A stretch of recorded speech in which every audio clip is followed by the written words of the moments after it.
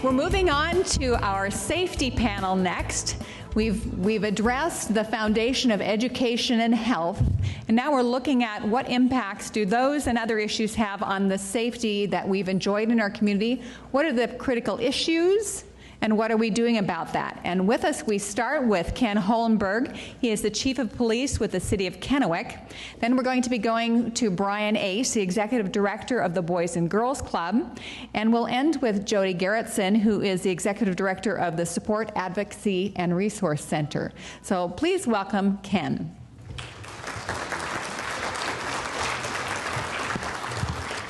Well, thank you very much, and I'm going to do a similar theme that Dave Bond did for the Kennewick School District. I'm going to try to cover all the emerging issues that we face in the Tri-Cities, crime-related, in 15 minutes, so we'll see how well I do. But first of all, you know, we've heard about a lot of challenges that we have in our bi-county area between Benton and Franklin counties. But the good news, and I'm eternally optimistic for those of you that know me, after 35 years in law enforcement, 10 years as a chief of police here in Kennewick, the good news is the Tri-Cities is really a safe community for the size of our community. Now, it's not without challenges, and we're going to talk about some of those challenges. But the Tri-Cities as a whole has been recognized as one of the safest metropolitan areas for over 250,000 people in population. So, you know, we need to give a big round of applause because that ties back into some of these other areas that we've talked about. Now, my first slide, I think, is to give you a little example, even though I was asked to be the presenter during this time period. But I think really it's important to recognize that the Tri-Cities is truly one community when it comes to dealing with criminal activity and the challenges that we face throughout the Tri-Cities. And over the last 10 years that I've been in this position, the chiefs and sheriffs of the Tri-Cities work very, very closely together. Matter of fact, we meet on a weekly basis. And this slide just kind of points out, and I'm going to talk about the collaboration and partnerships that we have as well, but we're meeting with our Attorney General from the state of Washington, Bob Ferguson here, who was recently in the Tri-Cities. And one of the things that we have done over the last 10 years is not only enhanced our local partnerships throughout the Tri-Cities between the local law enforcement agencies, but certainly our state and federal partnerships as well. 10 years ago, we didn't have any federal presence when it came to law enforcement in the Tri-Cities. It was strictly the local agencies. And now we have great support, whether it's the FBI or the DEA or the U.S. Marshal Service. A lot of federal support comes to dealing with some of the issues. And when I talk about the Tri-Cities being the safest, one of the safest communities for a metropolitan over 250,000 in population, it truly is not without challenges. And I'm going to talk about 3 of those things real quickly during this next few minutes. One of those areas, of course, is what we continue to read about and hear about when it comes to criminal gang activity. Who has not heard about criminal gang activity in the Tri-Cities? Very few people don't raise their hands when I talk about criminal gang activity. And people constantly bring up to me, how do you continue to deal with this on a regular basis? And you know, the good news out of that is we're doing a lot of things when it comes to early childhood education and other things, the Attendance Matter initiative here, other things trying to keep kids in school, trying to keep kids connected, trying to get kids mentoring and in other programs that you're going to hear about today from the safety panel that we have here as well. But one of the things that we've had to do throughout the Tri-Cities over the last 10 years is we've really had to relook at the way that we deploy our police officers out into our communities. And I mentioned before about the FBI. We have a FBI Violent Gang Task Force where all the local agencies contribute detectives to that task force. And they really are centered around criminal gang activity, and unfortunately that's tied directly into the drug culture as well. We've arrested a lot of criminal gang members over the years and sent those folks to prison. And one of the good things about working with the federal agencies is when it comes to punishment, their sentences are longer than state courts generally. And when they are sentenced to, say, for 10 years in prison, there's no early release. They go to prison for 10 years.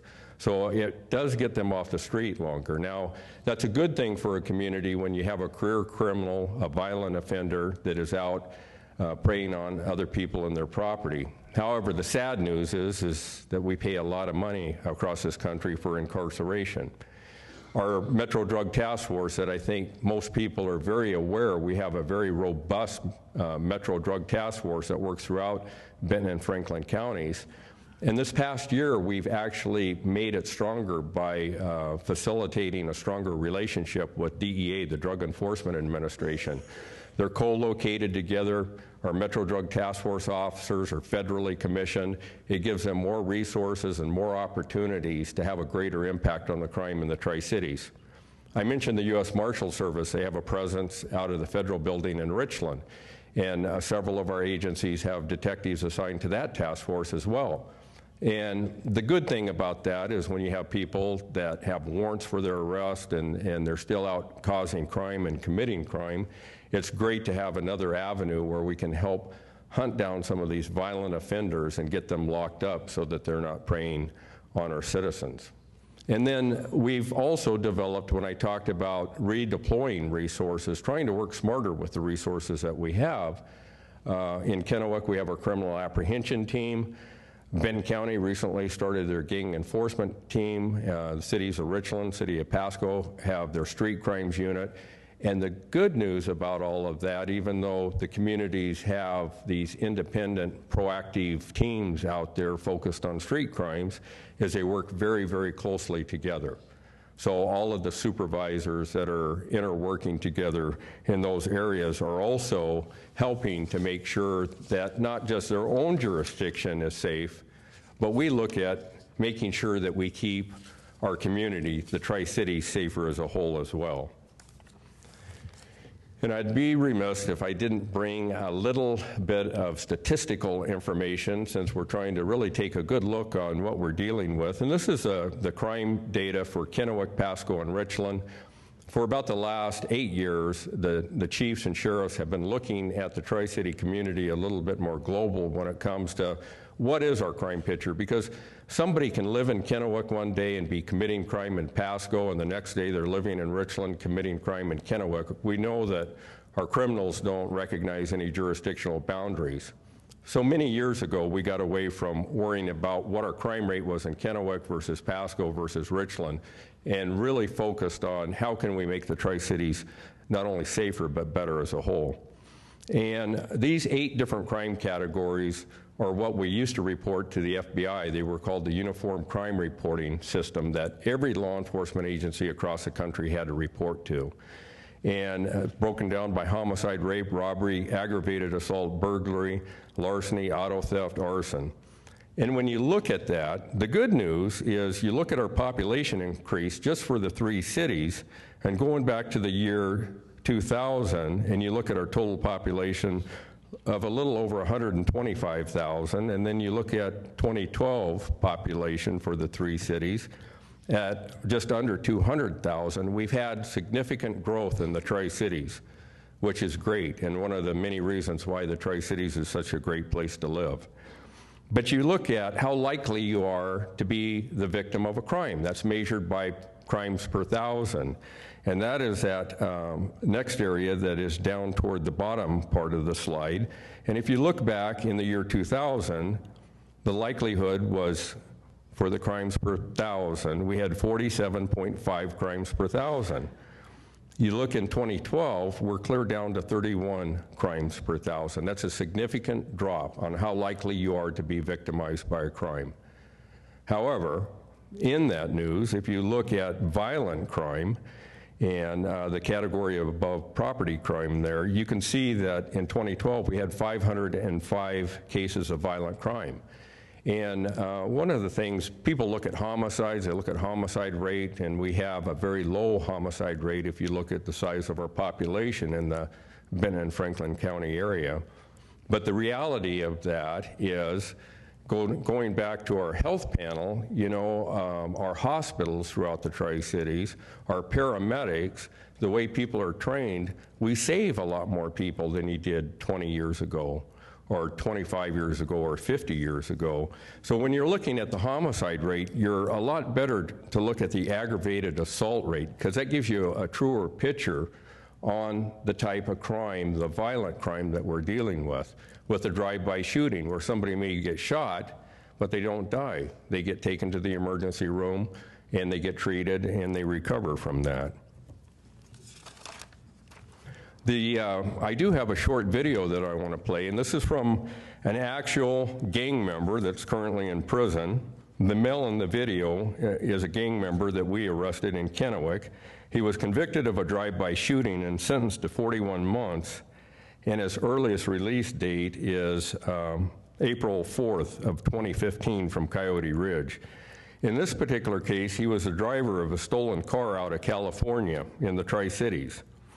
And in the July 2012 drive-by shooting at First and Yelm in Kennewick, where a rival gang member was shot in the head with a shotgun, and that person lived because he was grazed in the head, the actual shooter is still at large. So he left prison for June in 2013, and I'll play this so we can hear what he has to say.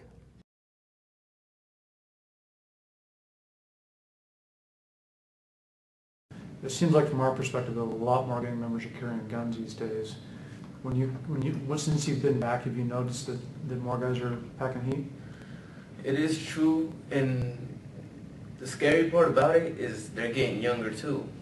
It's a lot of younger homies carrying guns, and it's good in a way for us, you know, more protection for us. But at the same time, it's bad because if you go out and shoot somebody over something stupid, because, you know, people get trigger happy and just shoot somebody just because they want to, you're bringing yourself down, because law enforcement is going to come down on us, not just on them.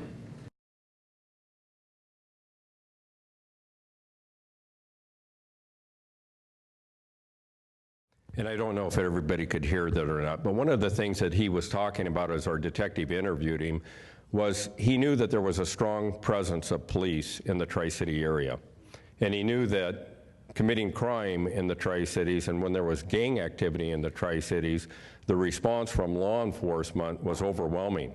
And that has been one of the things that collectively that we have continued to try to do, is to make sure that people realize that when they act out in our community, because we're always worried about when there's a retaliation or there's a drive-by shooting, they're not the best shots.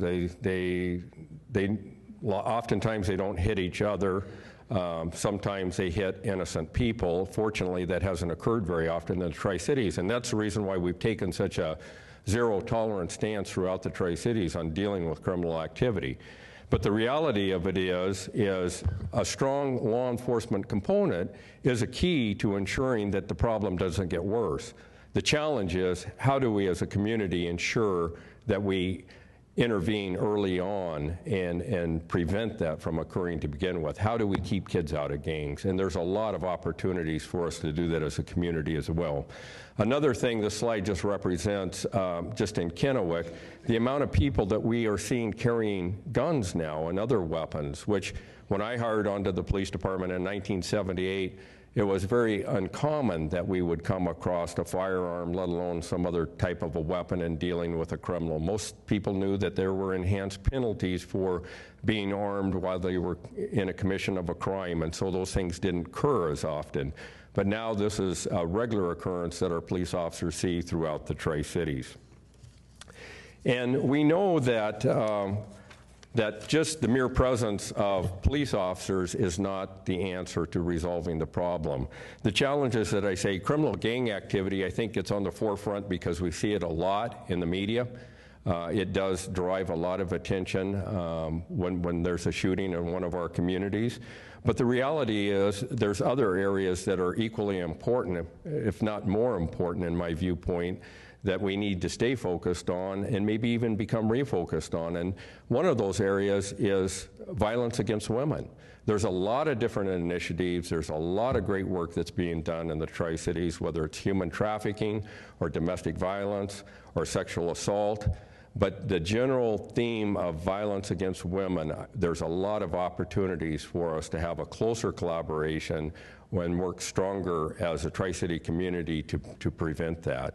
I tell people all the time, if you look at our homicide statistics in the Tri-Cities or in Washington State or across the nation, what you will see is half of our homicides are related to domestic violence, which is a real tragedy. And so it's that early education and also making sure that we have support systems in our community to be able to prevent that. The last area that I do want to touch on a little bit is the whole criminal justice funding issue as well. We have some real challenges, not only in the Tri-Cities, but across the country when it comes to criminal justice funding. Currently, our Benton County Law and Justice Council has been working on how do we get our arms around the needs that we have in our community. There's a lot of different issues that create people being in the criminal justice system, issues such as mental health issues, where we need to find better avenues of treatment for people with mental health issues and get them out of the criminal justice system so that they're not being incarcerated and they're actually getting the help that they need to be active and a viable part of the community. Chemical substance abuse issues, a lot of these, and some of them are co-occurring issues that we're dealing with. But having the programs available in the Benton-Franklin County area is imperative to be able to maintain our safe community and being able to add resources that we need to make sure that we're able to maintain our safe community.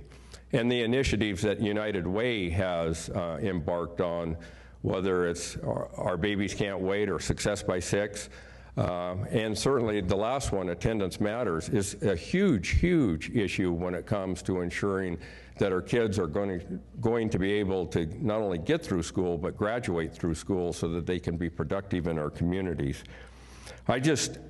As I look about this room especially, I see a lot of opportunities when it comes to ensuring that we have the right mentoring, and that when Rich talked about it would be great to have everybody that would have a job. Well, it'd be great to be able also to take every kindergarten student that Dave Bond talked about and surround that student as they went through their education cycle and make sure that they had the love and the nutrition and all the things that they needed to graduate, and then be able to make the decision whether they wanted to join the military or go on to college or go to vocational schools, or if they had some sort of mental health condition or something else that had impacted their life, that we had the right resources to be able to help that person. And so as I look at the challenges that we have, and I'll look at Benton County side of the river, because Franklin County recently passed a criminal justice sales tax, and like Mr. Bond, I'm not trying to push an initiative here, but the reality of it is we have some huge, huge, huge challenges throughout the Tri-City community when it comes to making sure that we're able to add the resources that we need to be able to keep up with the complex challenges that come up. One of the things that I do want to talk about that people don't realize oftentimes is when we have a gang-related crime, unlike most other crimes, if you're the victim of an assault and somebody points a gun at you or shoots at you, most of us are going to be very cooperative with the police and tell the police exactly what happened, be a good witness, try to identify the person that did that. They're going to aid the prosecutor in holding that person accountable and sending that person to prison where they should be if they're shooting at you. With gang members, we don't get that level of cooperation at all. And they want to take matters in their own hand, they want to retaliate. And the challenge for us then is it becomes much more complex when it comes to investigating that crime and ultimately prosecuting that person for a crime. And so as we continue to move forward, we have the opportunity to being another statistic to where we're not the safest community, or we have other greater challenges in our community if we're not able to keep up and keep it vibrant and safe as we have over the last lifetime that I've been here in the Tri-Cities. So with that, I want to tell you that you live in a very safe community, but it's not without challenges. And we work very, very hard to not only ensure that you can enjoy those bike paths and evening walks, but also that your students are safe as well. That is a huge focus amongst all of us in law enforcement in the Tri-Cities. Thank you.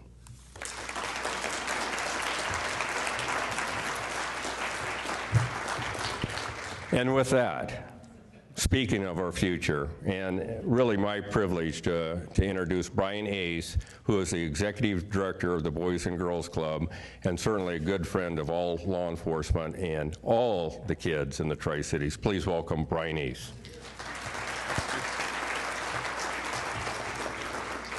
It's always an interesting social experiment to follow a man in a uniform, so bear with me with that. It's a tough assignment. So I want to offend you before we start talking specifically around neighborhood safety, because that's the goal of every presenter, is to offend you. This room does not represent our community. Looking around this room, I will tell you, those sitting here at the table is not indicative of our community at large.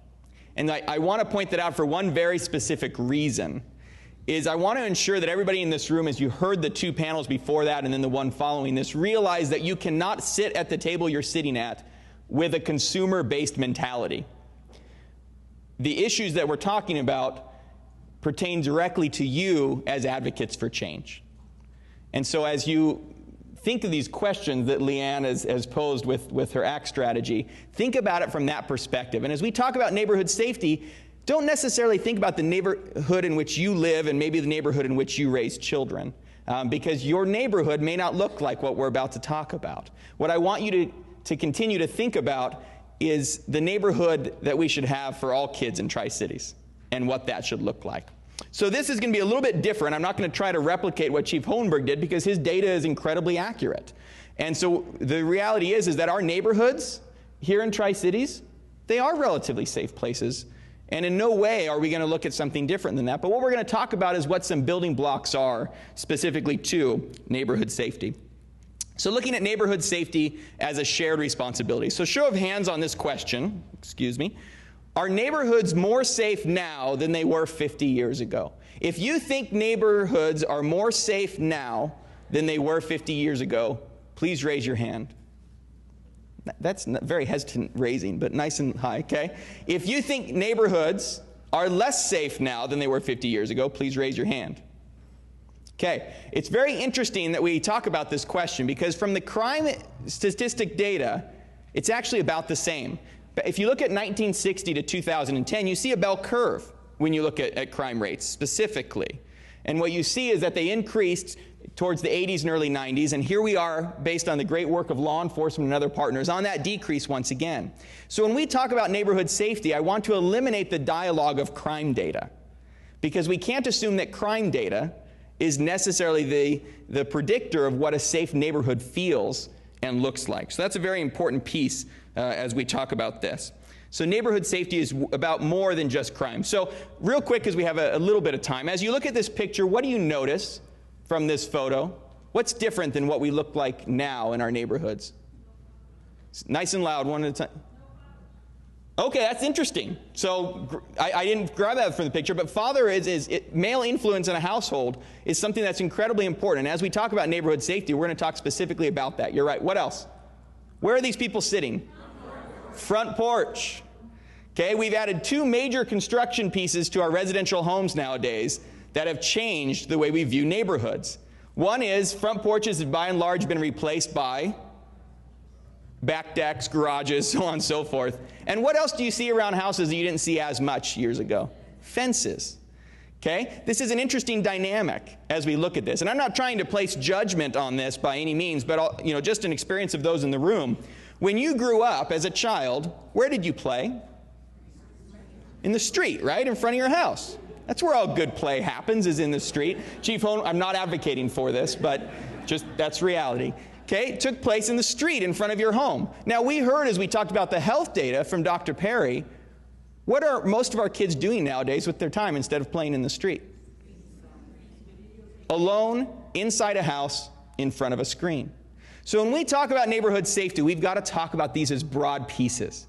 and look at this beyond the data sets and talk specifically about that experience. So there was some interesting research done outside of Philadelphia about building blocks for safer communities. And that's where I want to really focus on, is 4 key elements that are building blocks for safer communities. The first is very simple: creating community itself. Now, this is very hard if I were to show you a graph or a table to talk about what it looks like to be in community with one another, to have a community-like experience. It's very hard to quantify, but all of you know what this experience looks like. You've had times in your life, maybe it's at work, maybe it is in your neighborhood, maybe it's at school, maybe it's at church or with a group of friends, in which true community is created. And what our research continues to show us is that feeling, that experience, is one of the essential building blocks for safer communities. That sense of community, togetherness. Okay, some of you might live in neighborhoods where this still lives. Okay, maybe it's one of the things where you had a neighborhood where they actually had a Halloween block party. Any Halloween block parties out there from the neighborhoods? Few. Okay, you had some kind of harvest festival in your neighborhood, but I'll tell you, it's rare. Because oftentimes we don't know our neighbors. I have 2 neighbors. I live with one person on the left of me, one on the right of me. And I'll tell you, I like one and I don't like the other. And it's a challenge because our community does look different. What does it look like to reach out and know the people that live around you? So when we talk about building blocks for safer communities, part of that is breaking down our patterns of isolation. Okay, this is known very well by law enforcement. In fact, Chief Hohenberg and his staff are very committed to this. He's just a champion locally, regionally, nationally for the DARE program, and champion for community-based policing, and a champion for having his officers involved beyond just responding to calls, but rather connecting with people. It's an aspect of bringing community together as a piece of this. This is an essential building block for safer communities. The next piece on that is one that, with our work at Boys and Girls Club, we try to be very involved with community partners. And that's that youth development side of it. The reality is that the young people being raised today have challenges that may not have been experienced by their peers in the past.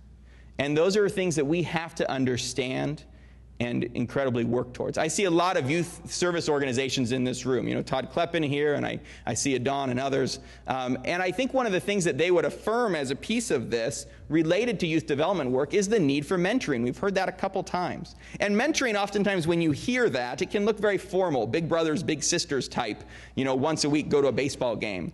But, I think Todd would affirm this, and if not, he'll correct me afterwards. When we talk about mentoring, we're talking about trusted, positive adult relationships in the lives of young people we serve. If we want to have safer communities, if we want to increase that perception of neighborhood safety, we have to build in more youth development work, more focus on those trusted relationships, relationships where there's an element of high expectations and an element of respect. Those youth development, that youth development work that creates and embraces diversity as a piece of that. This is an incredibly essential building block for safer communities, is youth development work. Additionally is embracing safe places. So most of you, when you grew up, you knew where that safe place was in your community, and typically it was the home of an older female in that community. In my community growing up in Park Hills in the 80s, it was Donna Wagner. That was our safe place. Any challenges happened, we went to Donna's house. Donna was home. Donna cared about us. Donna was great. Okay, that is kind of what that experience can look like. Safe places don't necessarily look like a house anymore. They can. And in some neighborhoods, this still exists and thrives. But it doesn't always look that way. And sometimes we need to have organizations, whether it be schools, law enforcement, or youth service organizations, that create these safe places, both for young people and adults. Places to go to interchange ideas, to have a shared experience together, just to connect as a piece of this. Embracing safe places is an incredibly important aspect of safer communities. Finally, providing avenues and opportunities for work. That's that 4th building block as we talk about creating safe places or creating safer communities, neighborhood safety, is that avenues and opportunities for work. I'm not going to dig into this too much because we have 2 panelists coming up soon that are going to talk about this more. But the reality is that the work done in Philadelphia very much found that opportunity for employment was a building block of a safer community. We can't ignore that piece about what it looks like to live in a safe community. So these are some building blocks for safer communities. And just real quick, I want to talk a little bit about an example of this here in town. This may be one of the best kept secrets in Tri-Cities. Raise your hand if you're aware of the work being done at Tierra Vida. Okay, so about half the room. So Adon, can you raise your hand real quick? So he'll be available for questions afterwards. Adon, I don't know his exact title. He's the guru of all things positive at Tierra Vida. But he can correct any mistakes I make in the next couple minutes. But I think it's important to look at this community as an example of what it looks like to create a safe community and to have that experience and sense of neighborhood safety. Some of you might have seen in the newspaper about, I guess it was Saturday, that they did a dedication of their new community center at Tierra Vida on Friday. This was dormant land. It was land that Cheryl Brochi describes as needing to be redeemed. That was located in East Pasco, in an area that most of you probably never visited. And what happened there was an interesting experience because it was a community that started from the ground up. And unlike the situation we face in a lot of the other communities that we at the Boys and Girls Club and other community service providers here in the room work in, this started with some of those building blocks as their foundational principles.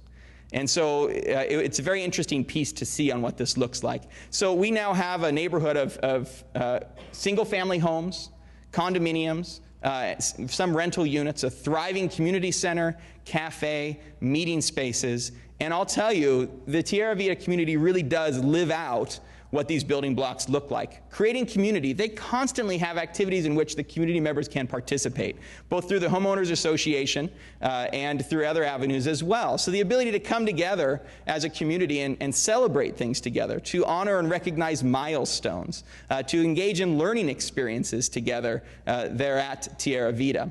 You know, additionally, as we talk about youth development work at Tierra Vida, as we talk about youth development work, they specifically run after school and summer programs for the kids. So they're available and accessible to those families. For those young people that need a safe place to go to connect with that trusted adult, they help facilitate that process, both through a staffing arrangement and a volunteer arrangement as well. As we talk about that third piece of embracing safe places at Tierra Vida, community is a huge focus of theirs, and they've created spaces that are owned by the community members that have this function. You know, one of the interesting pieces is they teach servant leadership courses there, and one of the things they found as they surveyed community members is the perception of those community members of the fact that Tierra Vida is a safe place.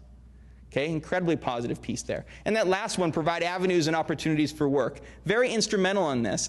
Teaching ESL classes, job training workshops, all taking place within that neighborhood. You know, one of the things we see is sometimes those neighborhoods that need a sense of community the most have the least access to resources. You know, think of a simple thing like transportation and how challenging that can be for some of the populations that we serve.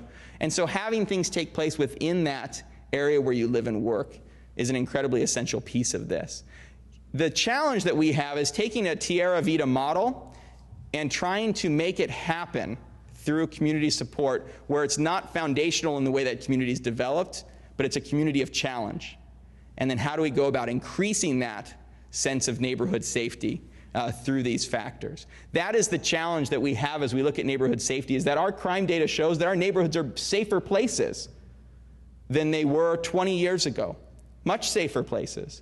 But that sense of neighborhood safety, that sense of community can be broader than the statistics, a little harder to define, but more often than not, you around this room know it when you see it. And people, even those that live in more low economic status neighborhoods, have that same experience. They know it when they see it. So the challenge we face is, what can we do as a group to continue to promote that sense of community, that youth development work that helps create that neighborhood safety, that embracing of safe places, physically safe, emotionally safe, sometimes spiritually safe, and providing opportunities and avenues for work. These are the challenges that we face as a piece of that. I'm going to invite JoDee to come up and join me. She'll be doing your next piece on this as she looks at the work she does with the Support Advocacy and Resource Network. So JoDee, it's all yours.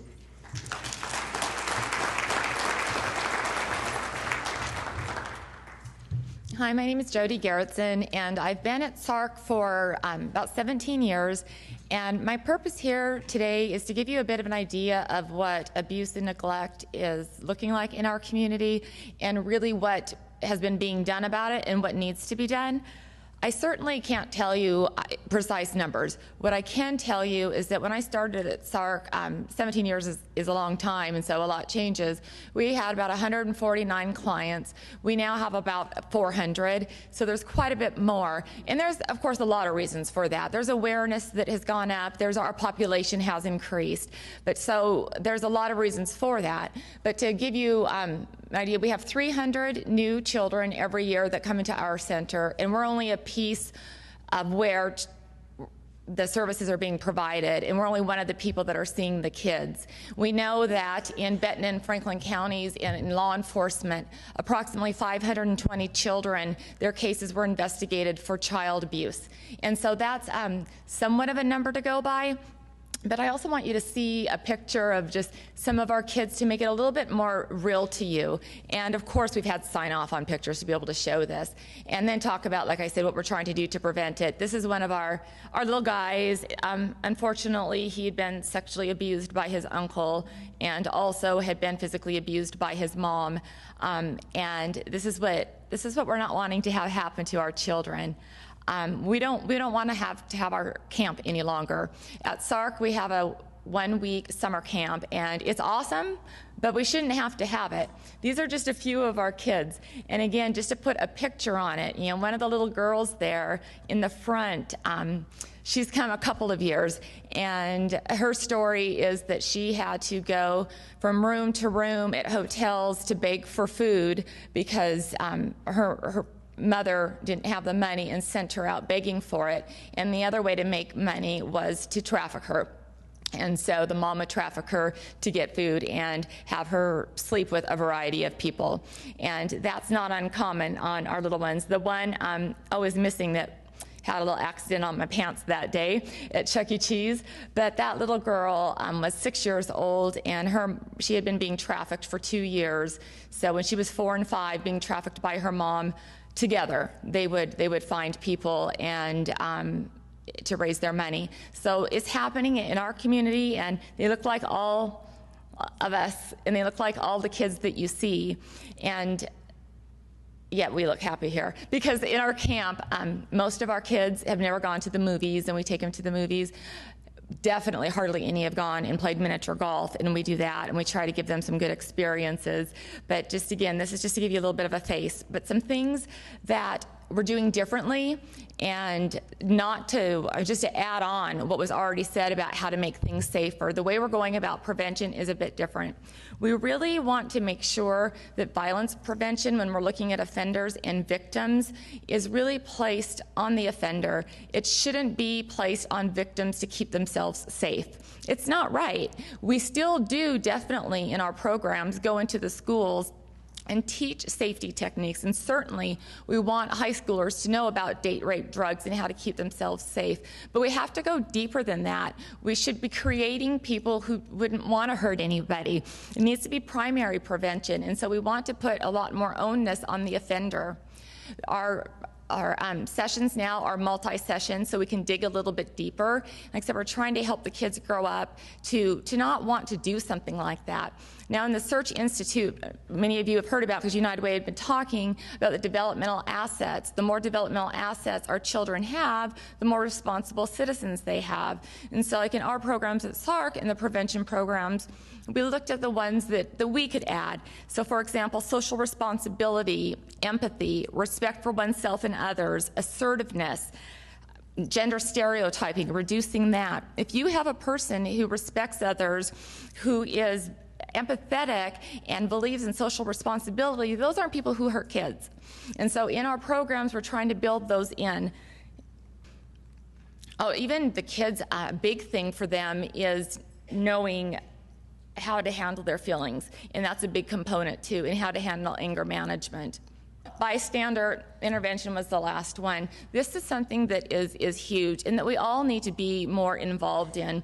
And I think it's happening. Like I said, I've been there quite a long time now. I can even see the difference when you go to like a health fair and working a booth where people used to walk right by and not even look at our booth, and now they'll actually ask for information and how to be involved and how to help stop abuse and rape in our society. And when you see something, we need to be intervening. It's not always easy. I did my first bar intervention on Halloween, and it didn't go exactly as I thought it would, but there was a girl on the dance floor that was obviously in need of some assistance, and I didn't see any friends with her. And so when a guy came up that was trying to have her leave, I interrupted them and tried to see where her friends were to take her home, and she didn't have any there. And I got her away from him, but I couldn't keep her away from everybody else, and she wouldn't come with me to take her home. So I gave her, she asked for my card. She said, in case something goes wrong tonight, maybe I'll call you. And I've been abused a couple times as a kid, so I know what you're talking about.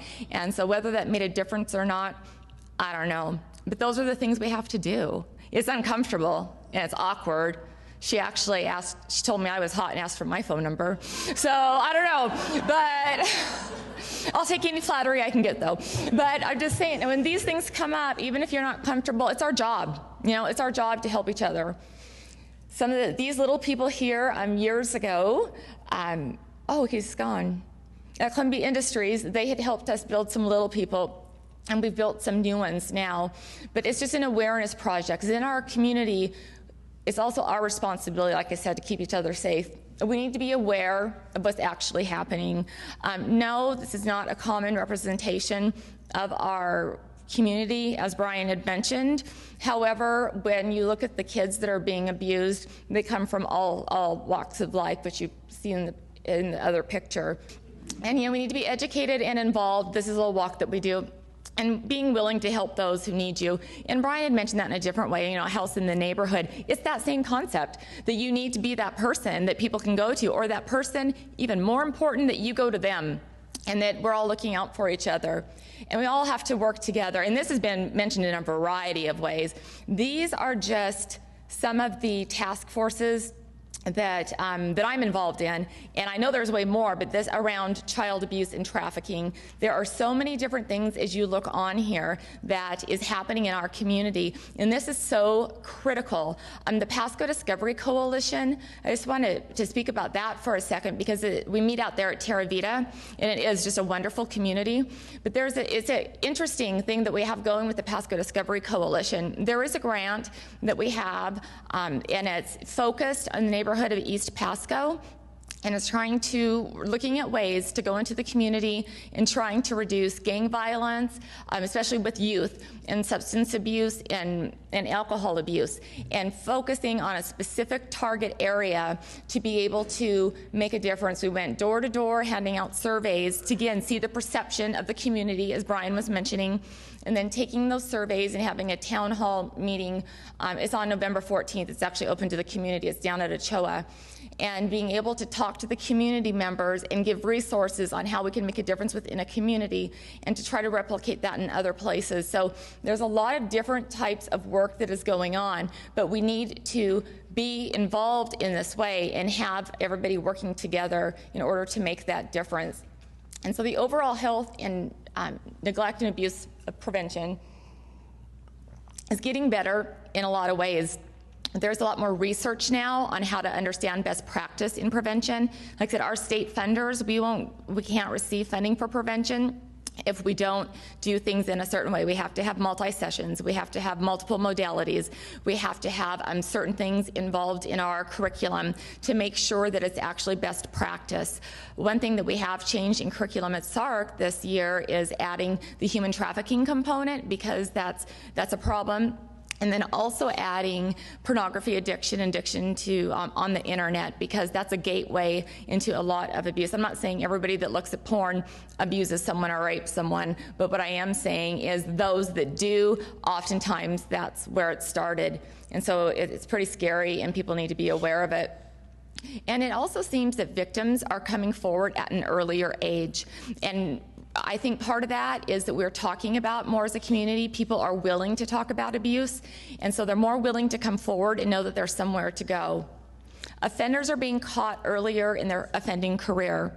And this is more anecdotal, but from speaking with the sex offender treatment providers, that the average offender, I wish I could remember exactly, but it was at least, because I don't want to exaggerate, it was at least 100 offenses before they get caught. And it was more than that, but like I said, I don't want to exaggerate. And so getting them caught earlier in their career is really saving a lot of future victimization. And again, it's because of people being more willing to talk and it not being quite as taboo. And so all of this isn't abuse and neglect. This is bad, but what's happening in our community isn't. There's a lot of these things are being built upon to reduce it.